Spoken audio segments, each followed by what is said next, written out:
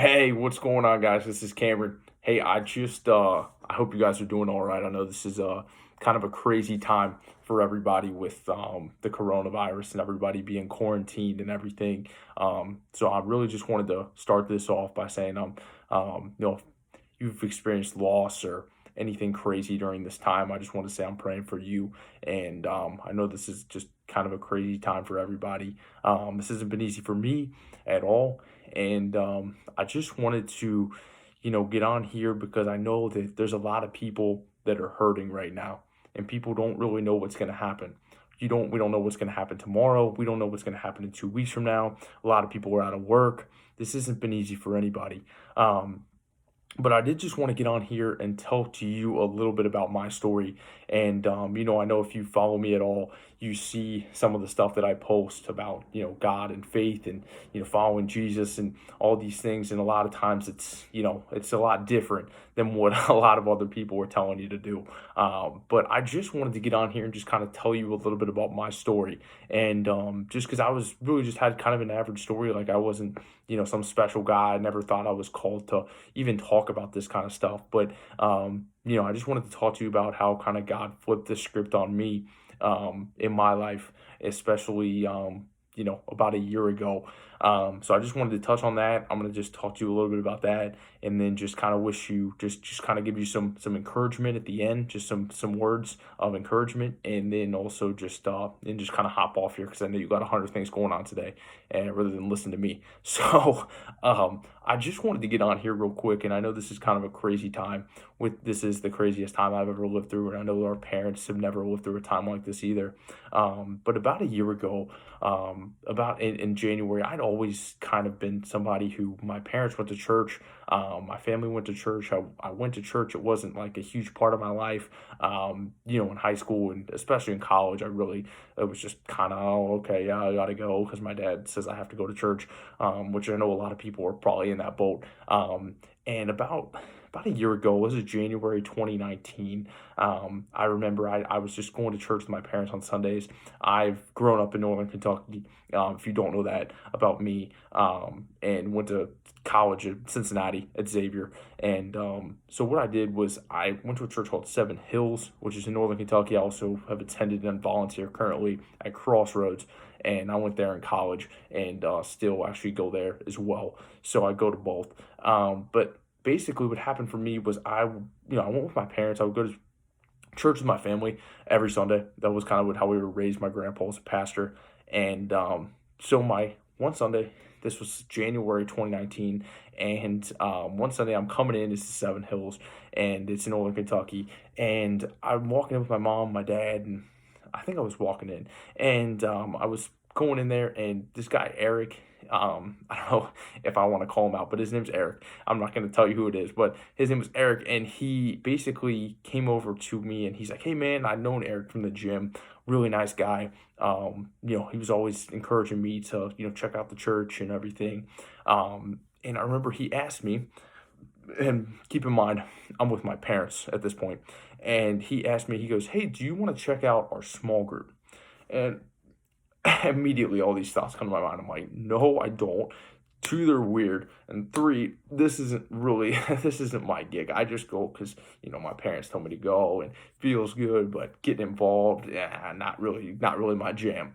And so, but my parents were right next to me, of course. And my mom, about a week earlier, had said, "Hey, I think you should check it out. I think this will be good for you." And I was like, "Nah, this isn't really for me." But so Eric asked me, my parents are like right there. My mom's like, "Yeah, he's definitely down to go." And I'm like, "What?"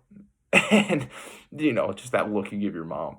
And so I'm like, "All right, yeah, I'll check it out. What time?" He's like, 9 a.m. Saturday morning. And I'm like, "This coming Saturday? I got to get up early on Saturday after I worked all week and come talk to you guys." And he's like, "Yeah, get up, talk to us, and that's what we'll do." And so I was like, "All right, fine, I'll check it out." So I go there, and it wasn't what I thought it would be. I thought it would just be some weird, kind of dance that they do, or I don't know, something strange.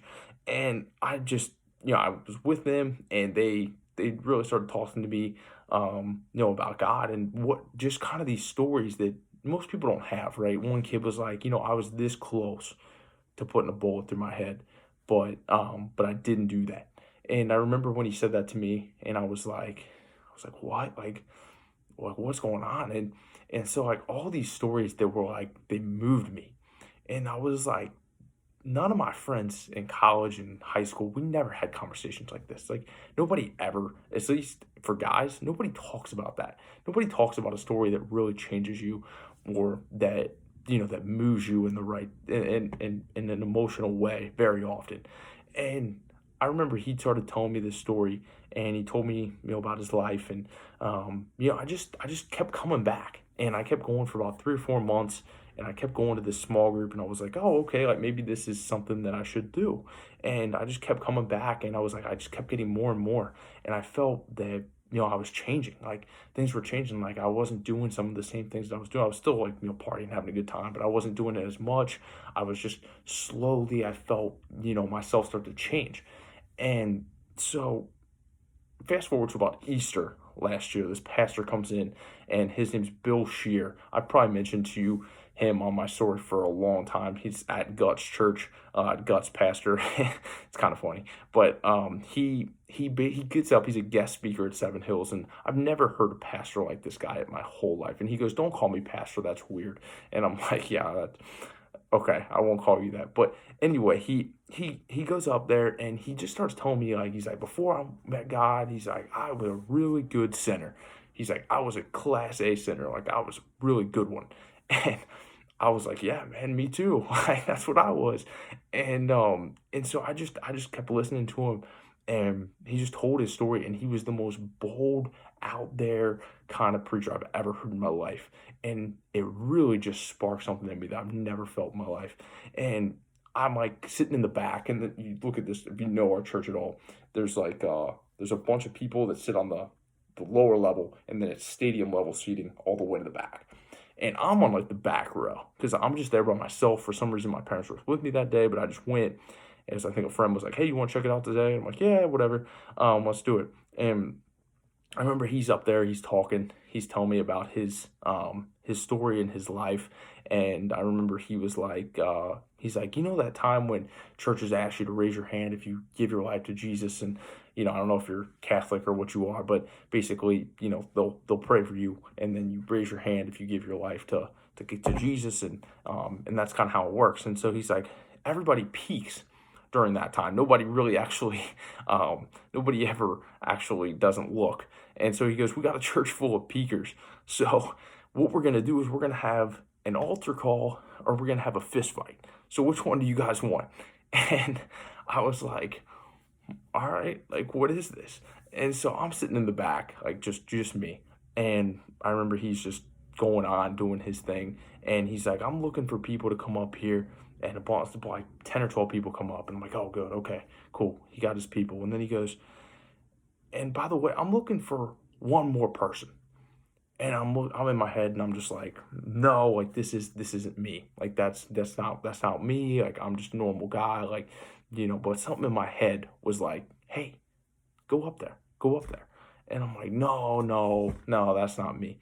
And so then he keeps talking, keeps going on. And then somebody else came up. I'm like, oh, good, good. I don't have to go up there. This is good. So then he goes, and I'm looking for one more guy. And I'm like, oh my gosh. And something goes, just get up. And so I got up, and I'm in the very back. He's at the very front. So we got a ways to go here. So I walk down the stairs. I have the opportunity to go left, which is to go out to get another coffee and leave, or I can go right and go down to the altar and do what he says. And I'm going down there, and I'm like, yeah, I'm just gonna get a quick coffee. And so maybe God just wants me to get a coffee or something. And so I go down there, go to turn left, and something in my head goes, no, go right. And so I just and I turn, I go right. And all of a sudden, all these people just start clapping. They're going crazy. And I don't even know what's going on. I'm like, my face is so red at this point. And I remember he looks at me with this big old jolly smile, Big Bill. And he just kind of gives me a fist bump when I get up there. And you can watch this on YouTube. You can actually see the video. But he goes up, and he looks at me, and he goes, do you got dreams, son? And I'm like, yeah, I do. And he's like, those start today. And those words never left me. I remember when he said that, I was like, wow. And he goes, those dreams start today. And when he said that, it just changed. Something sparked in me. And I remember somebody came up to me and they're like, hey, do you want to get baptized today? And I'm like, well, I got baptized when I was like 14 by my dad. And he goes, no, no, no, no. Like, you should get baptized. And he goes, pray on it. And I'm like, all right. I pray on it a little bit.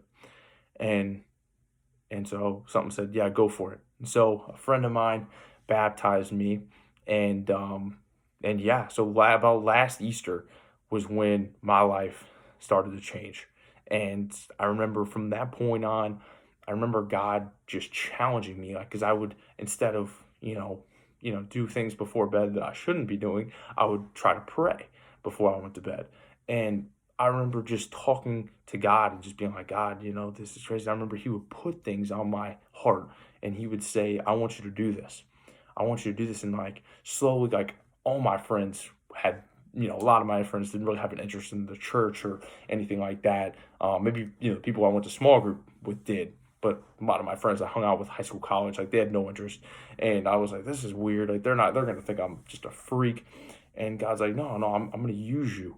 And slowly over the last year, God's used me to reach people. And I'll tell you a little bit for me personally, how my life's changed. For me, I really, I used to kind of be somebody who was always trying to chase that next big thing, right? You see on Instagram, you see people who are just telling you like, get your money right. There's all these opportunities. And I was always that person. I would chase those opportunities, but I would never really have stability in my life. Like I would never have any money because I would spend it all on like a course or whatever to try and find, the next best thing to go after.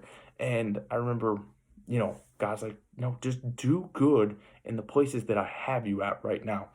And I remember this past year, I had, my best sales year I've ever had. I've only been in sales for a couple of years. I had my best sales year I've ever had. I've had a couple different relationships that have taught me things. And I've managed to, become a better person, a more bold person, a person that is willing to do things that are not comfortable. And, God has shown me more than anything that there's a peace and an understanding that comes through just saying yes to God. You can go all in on a lot of things in your life, but I would encourage you to just say yes to God, even if it's just right in that moment, like I did, like a year ago, even if it's just praying, God, I need you right now. And God's faithful, and He is. And I know what it's done for me, and I know what it can do for you. So I know this is long, and I didn't mean to go on for 13 minutes, and I know you've got 100 things to do, but I wanted to just read you some verses that Bill had read to me when I was in that service that day. And he goes, you know what God says? When you go all in on Him, it says, Psalm 1:1-3. Blessed is the man who walks not in the counsel of the wicked, nor stands in the way of sinners, nor sits in the seat of scoffers, but his delight is in the law of the Lord, and on his law he meditates day and night. He is like a tree planted by streams of water that yields its fruit in season, and its leaf does not wither. In all that he does, he prospers. And I remember that stuck with me. He goes, God's word says when you put Him first, you prosper in everything that you do. And it says, Proverbs 16:3, commit your work to the Lord and your plans will be established. Do you have dreams? He said that to me. And I said, I do. And he goes, good, because that starts right now. That starts right now. Another one I want to put on you guys real quick. Deuteronomy 29:9. Therefore, keep the words of this covenant and do them, that you may prosper in all that you do. That's 3 different verses that you prosper in all that you do. But God gives us a choice. He says, you can keep my covenant or you can do what you want. If you keep my words, I'm going to make sure you prosper in everything that you do. And then James 1:12. I love this one a lot.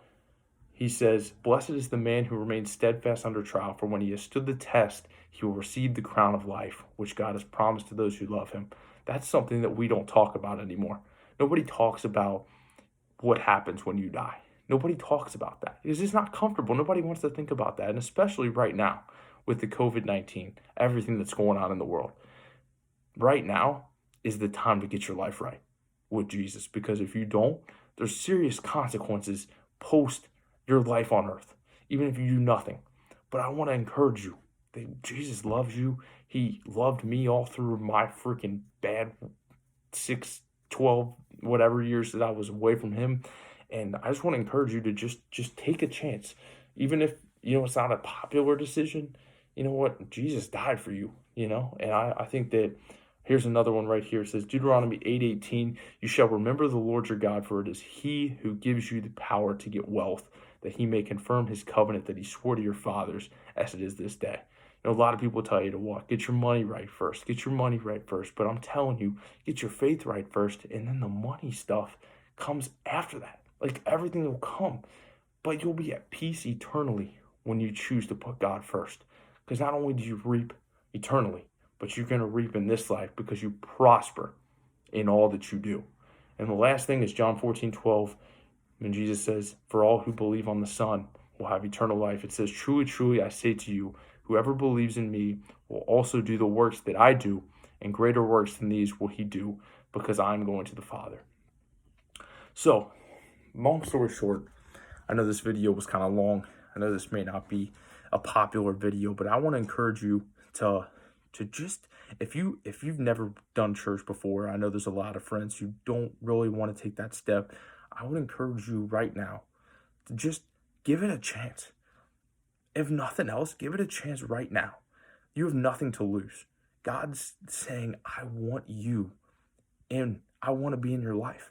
I want to help you through your problems. I want to get you past all the ice cream mentality, the getting the next meal mentality, and get you onto a vision that's going to change your life. And I know it's going to happen because I know what it's doing for me. I wouldn't have been able to make this video a year ago. I wouldn't have been able to make this video 2, 3, 4 months ago. But God slowly helped me to catapult the wall of fear, which comes from the enemy. Fear activates Satan in your life. Faith activates God in your life. There's no way around that. And I would say right now is the time to give God your life. Go in. Just say, God, I don't know what you have for me, but just give me a chance. Just give me a chance. And let God do the work. He can do so much good if you just let him in to your life. And that's all I'm going to say today. But I just want you to watch this video, and I want you to understand that I'm rooting for you. Check out a couple of these links I put below on this video, because I know it's going to help you. If you want to check out a couple of these churches, because I know these are the churches that help me. And I know you may be different. You may be raised Catholic, or maybe you're not even Christian at all. But I would just encourage you to give it a chance and decide for yourself, because I know what it's done for me, and I know what God can do for you. And I love every single person on here, because I know that you all are going to do great things. Peace and love.